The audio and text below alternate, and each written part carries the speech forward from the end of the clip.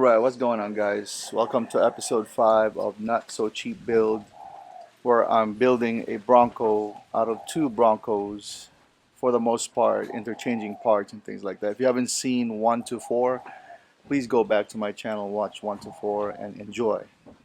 But this video right here, I'm really down to the frame and the engine transfer case. So my goal for today is to take off this engine, put him on the stand, and then of course get the transmission ready for rebuild and cleaning and things like that, right? So we'll see. I got at least about 5 hours on it this morning or this afternoon, and we'll see what I can do. This is not a how to do it video, mainly just showing you what I do and enjoying the process along the way.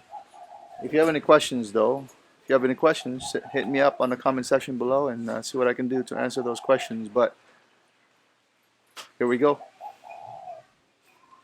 Alright, just a quick walkthrough of what's going to happen here.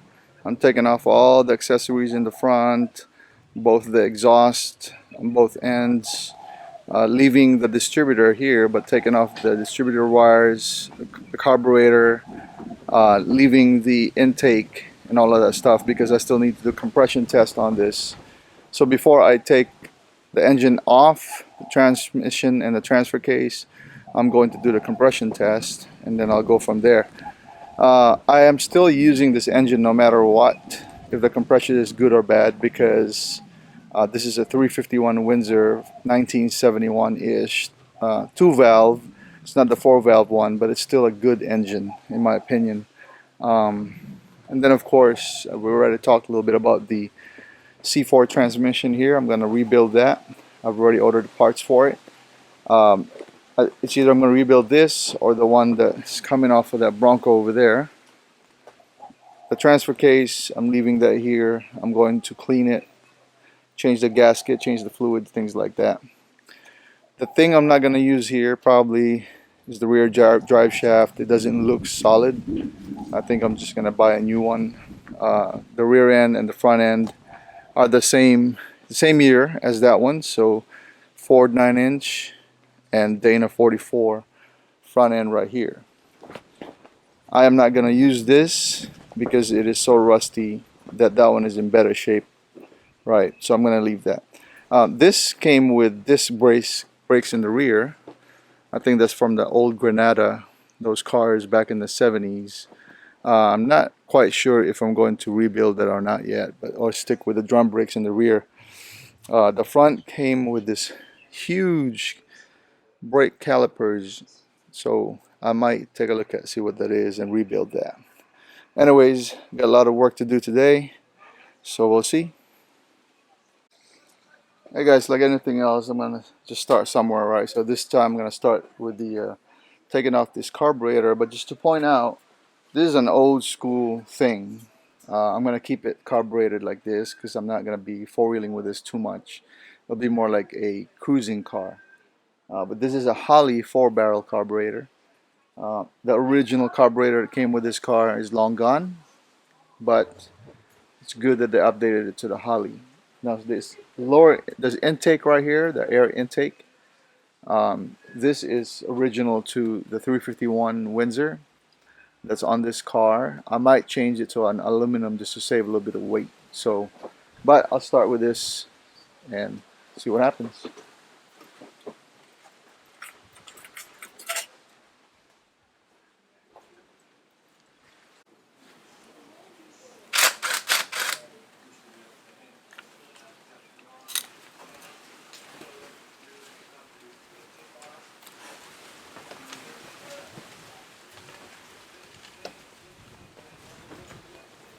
I'm gonna try to be careful because, like I said, I'm going to reuse this.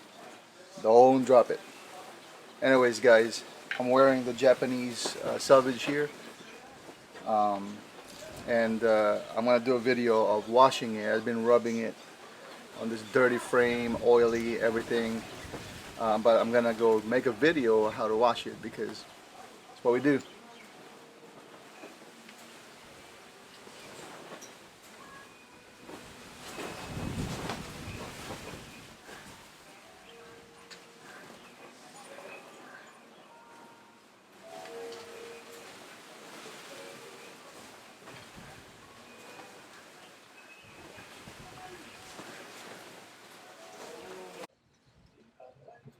Check this out, guys. This is a mechanical fan. Just kind of in it. There's no adjustments. It's solid in there. Provides a lot of air or pulls a lot of air, but doesn't adjust. Doesn't do anything. But that's a good thing though. If you know, carbureted engines or hot engines is a good setup.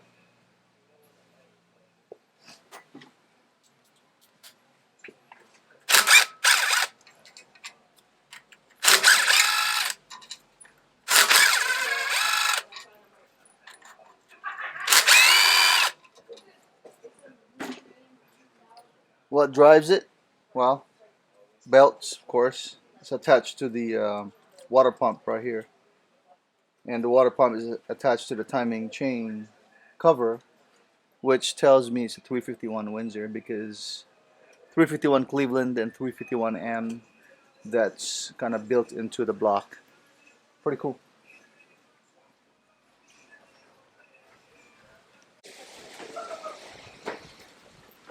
You're probably asking what's missing compared to the newer vehicle. AC, of course. But this Bronco is pretty hooked up because it has power steering.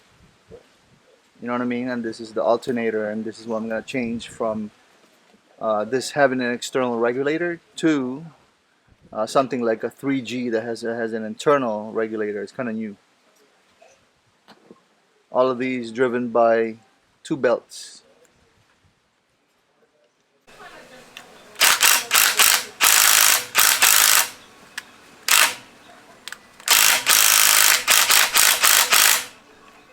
Ooh, stuck in there, boy.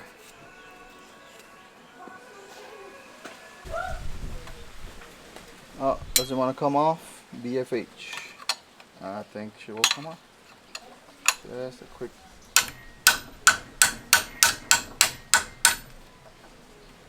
Ooh, rusty.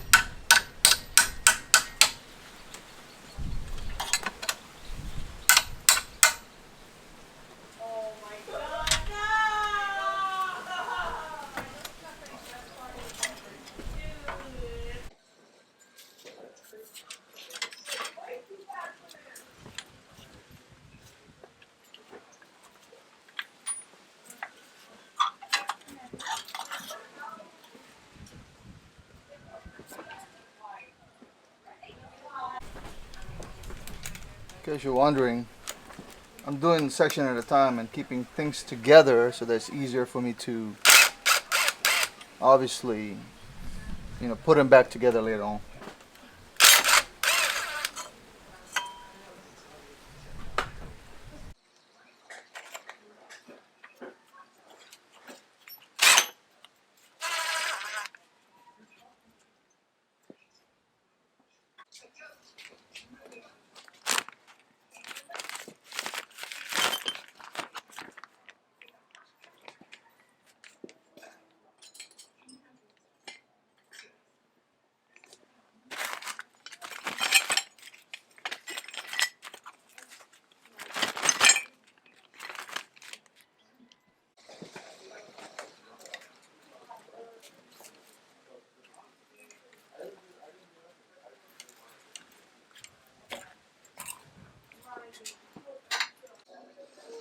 Alright guys, at this point, before I remove the wires and the distributor, I will do a compression test after I take out the headers, but I need to put it on the top dead center, meaning the number one piston should be up and the exhaust, and then of course the pointer on the distributor should be pointed at number one, and then as well as the timing pointer down here on the bottom. So I'll go ahead and do that, get out of the way. Alright, here's the number one right here. I can see it. And then I'm just going to take a peek. It's kind of like a ballpark there. Rotate.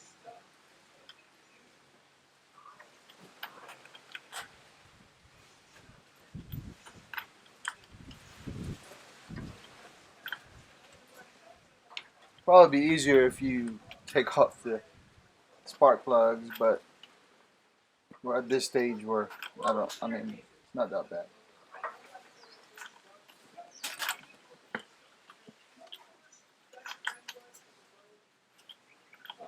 All right, so I mean, like I said, this is not a how to do it channel, but little tips here and there helps, right? If you're working on an old Bronco, old 302, 351 Windsor, um, I know the timing of where the wires are, but the number one for 351, 302 is right here.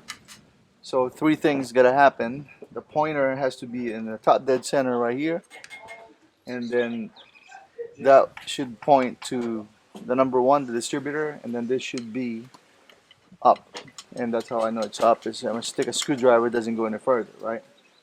The only true way to find out the health of the valve guides, the heads, the cylinder walls, really is to do a compression test. So I'm going to do a compression test on the engine to see if it meets a certain threshold, and if it does, then all I got to do is, anyways, in my opinion, right, we don't drive it hard. I'm going to change all the gaskets, check the internals, clean it, and then run it like that. If something happens in the future, then I kind of have an idea what it is. Maybe I can rebuild the motor, but I think it will give me a good amount of mileage just to know if it even meets compression. We'll check it with this. Look, my setup is my setup, guys. You do what you do, but be safe. Then we'll just write down every cylinders. Good thing about this is they have good access to the cylinders, and the spark plug hole.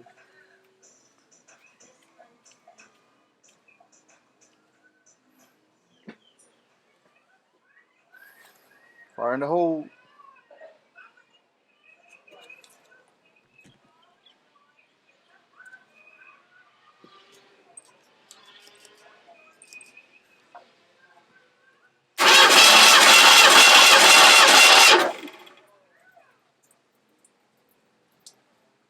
Be at about 160.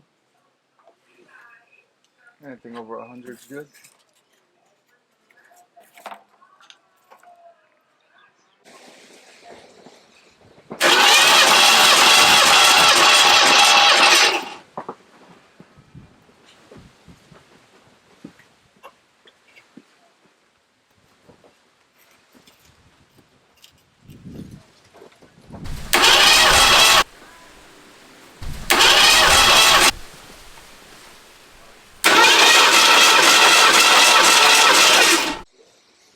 Alright guys, before I hit the last one, so far so good. They're around 150, 162.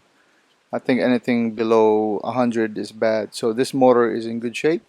We'll reuse it. I'll do the last one. I hope you enjoyed that. That's how you do a compression test. Again, this is my setup, so please don't, you know, don't take it for my word that it's gonna work for you and not cause a fire. But just be ready for that, okay?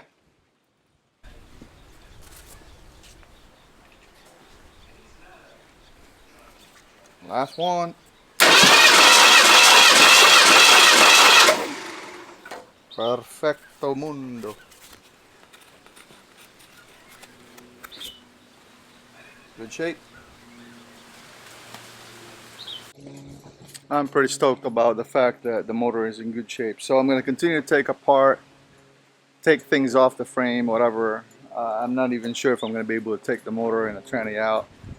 We have an appointment for a cesspool in about an hour, so I'll just take my time and take things off, and then we'll go from there, right? Alright guys, let's remove the exhaust, because that's the next one.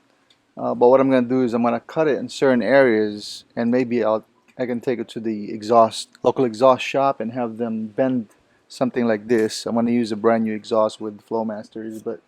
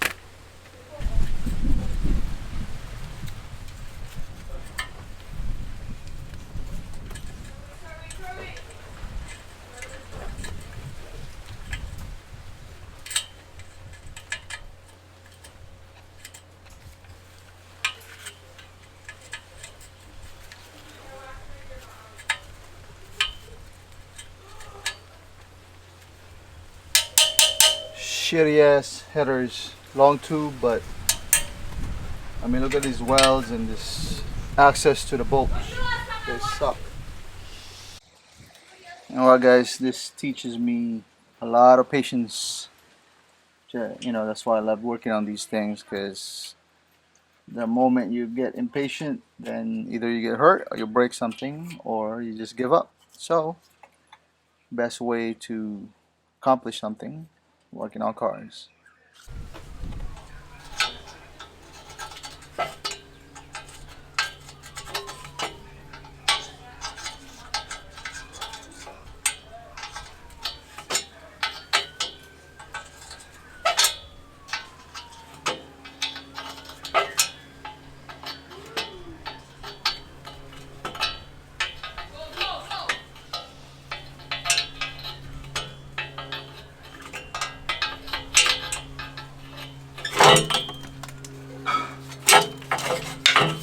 Yeah, those are the heathers. Taking off the drive shaft now on the back. I will leave the front for later. But for now, this is coming off and then I'm done for today.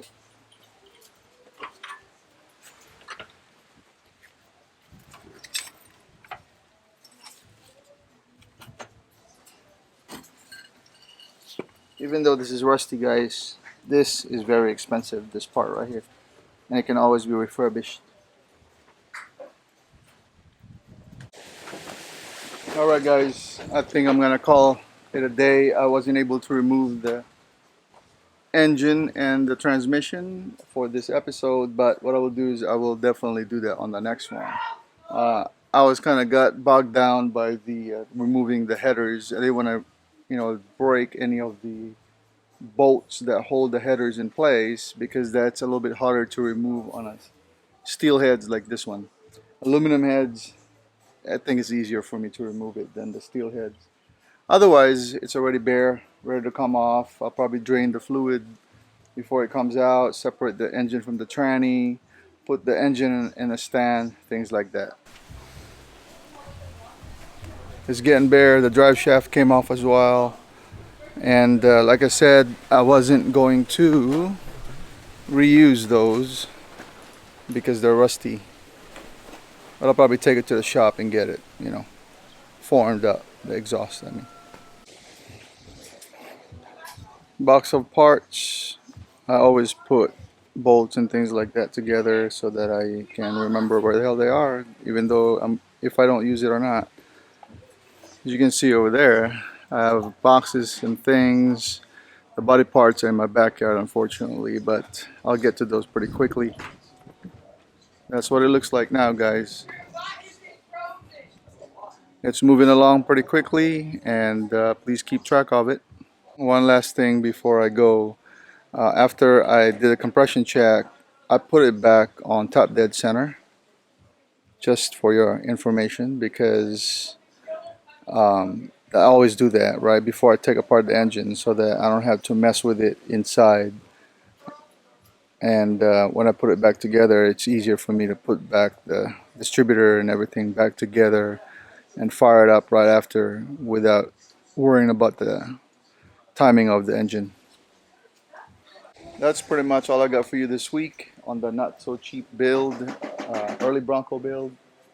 This is exciting, guys, and I hope you're keeping track of it, because we're at episode 5 now, and it's gonna be quick. It's gonna be quick. It's just moving along. I'll see you later. Aloha.